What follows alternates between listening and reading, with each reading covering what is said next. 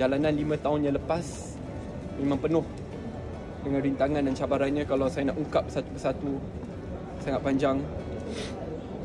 5 years was hell. Kerana pihak cuba untuk mencalar integriti saya, and I care a lot more about my integrity than my own life. Ibu, ayah masuk keluar di soal siasat. Saya sebagai anak rasa begitu salah kerana tekanan sampai ibu menghidap penyakit kanser, lagi sekali relapse. Pelbagai tawaran yang saya terima, saya terpaksa tolak.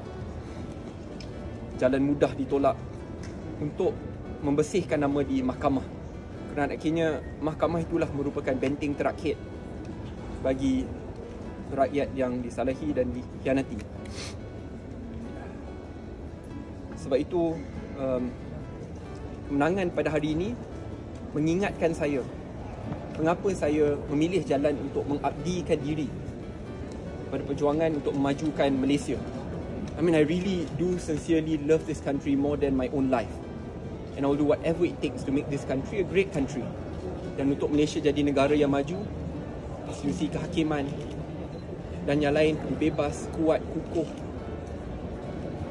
Dan perlu ada kepimpinan yang betul-betul prihatin pada nasib rakyat untuk bangunkan negara. So, jujurnya saya berharap bahawa apa yang saya lalui tidak akan mana-mana musuh politik saya lalui juga. I do not wish this on even the worst of my enemies, and I hold no grudges whatsoever in moving forward.